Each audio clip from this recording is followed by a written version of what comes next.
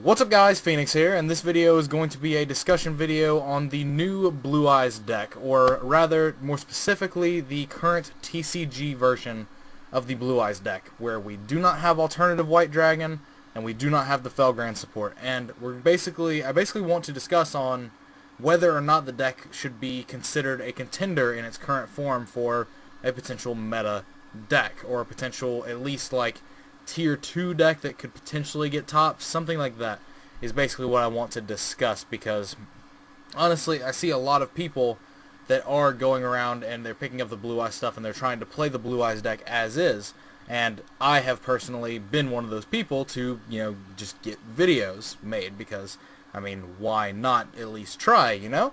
But the issue is that from my own experience with playing the deck without alternative White Dragon, there is a huge difference in what the deck's capacity is, and as it stands currently when I'm making this video, we do not know if we're getting alternative White Dragon in the movie pack that comes out in late July, although there are some extra cards that are in the pack that are not confirmed currently. Like, we already know that there's a certain number of cards in the pack, and it's more cards than were in the Japanese version of the movie pack. So that would lead us to believe that we're getting some imports of cards that would be good from a business standpoint for Konami to import, i.e. that should include Blue Eyes Alternative White Dragon. Even if we don't get it in that, I can't see us not getting it in the Dragons of Legend Unleashed pack.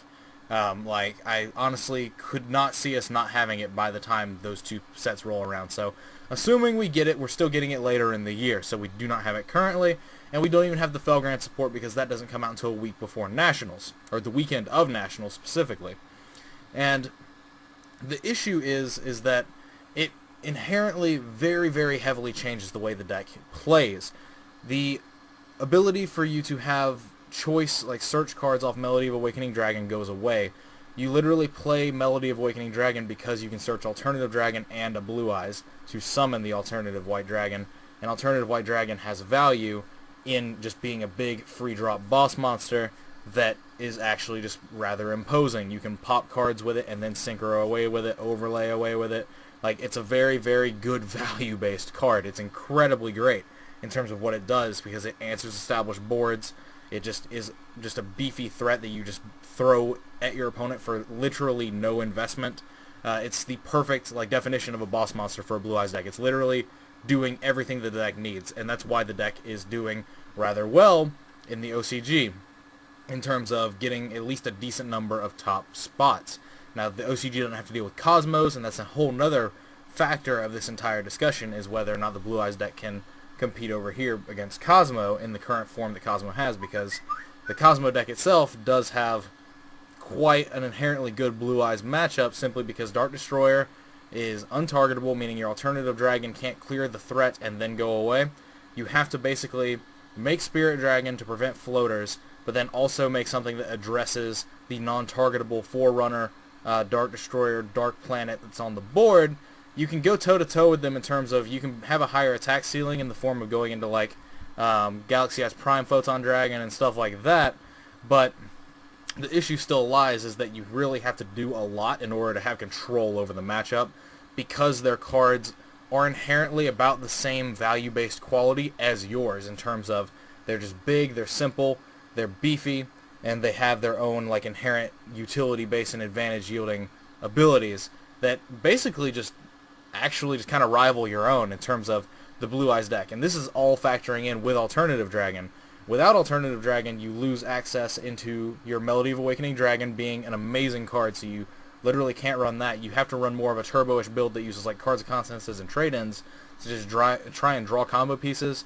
There's no real way to pinpoint make Spirit Dragons very efficiently outside of using Maiden and the field spell Mausoleum of White. And the field spell and Maiden is a very gimmicky trick, although it is very effective.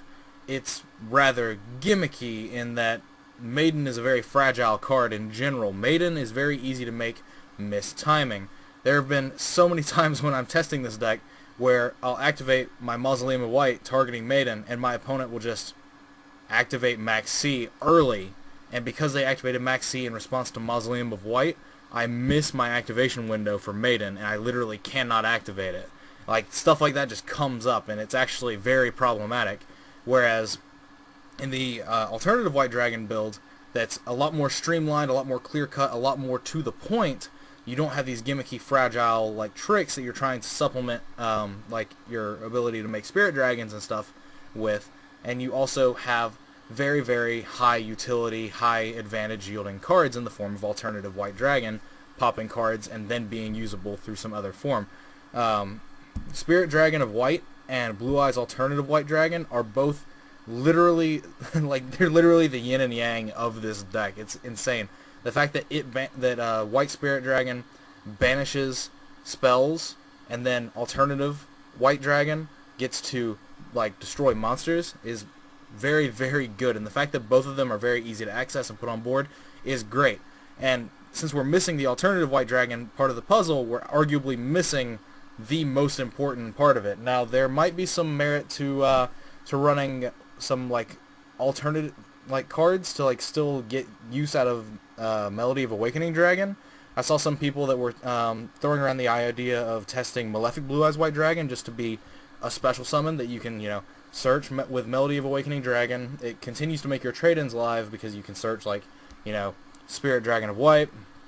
You can search Blue Eyes itself, and then you can search Malefic Blue Eyes off of Melody, and then you can make trade-in live with the 2 vanillas that you search, and then with Malefic Blue Eyes, it arguably has the same sort of summoning conditions as Blue Eyes Alternative White Dragon. It just doesn't pop a monster, and you have to banish the Blue Eyes from your deck instead. Now, whether or not that's actually going to be... It also increases your reliance on field spells, but you're already playing the Light Mausoleum thing to try and supplement with Maiden to kind of pick up the slack that missing Alternative White Dragon is, giving the deck.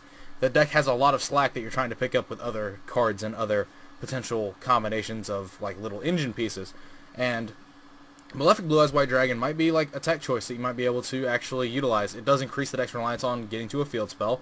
Like I've already said, Chicken Game's not around anymore, so we can't play like a turbo draw build, which kind of sucks. At least if Chicken Game was at 1, then you could get away with just like playing a full suite of terraformings and having the one Chicken Game. But that's like my biggest beef with Konami and their ban list in general, is the fact that Chicken Game could have stayed at 1 and it still would have killed FTKs and would have given field spell decks more utility and more of a reason to play them.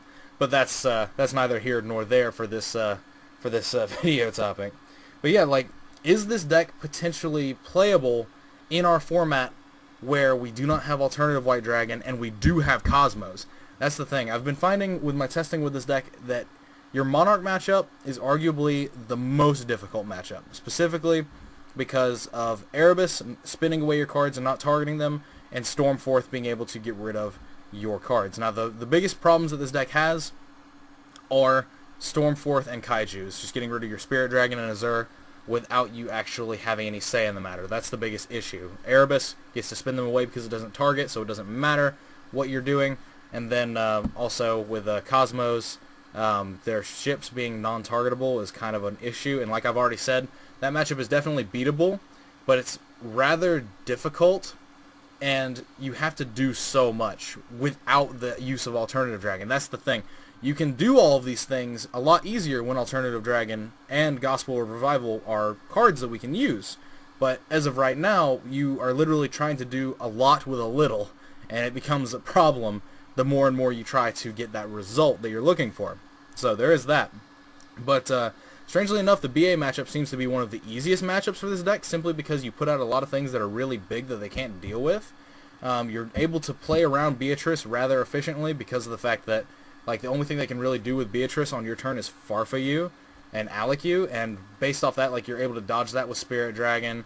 Like, you're able to do a lot of different stuff and then just kill the Beatrice with like Spirit Dragon up, like beating over it with a Blue Eyes and having Spirit Dragon to negate its effect in Grave. And it's honestly like just a really easy matchup. The only like problematic things I've had against BA in my personal testing is when I'm playing against the trapless like BA Kaiju build, and the only problem there is when they distribute over your Spirit Dragon or your Azure with a Kaiju. But even then, it's like far from unwinnable. It's strange. It's like the matchup against BA is literally just like put out as many Spirit Dragons as possible, and then based off how many cards your opponent has, you start trading them into Azurizes to start getting your cards back. you make sure their back row is a non-issue because of Spirit Dragon to white, and you just based off how many cards they have, you keep a certain number of Spirit Dragons on the board to negate their grave effects every single turn. And it's arguably like just the easiest matchup that I've been testing. Like, it's literally so easy because Dante, Virgil, and all that, like, you can play around those cards, and the only problems for you in that matchup come from the Kaijus, because Beatrice isn't a threat. You get to negate it with Spirit Dragon. You get to beat over it with anything else in your deck because your deck is inherently beefy.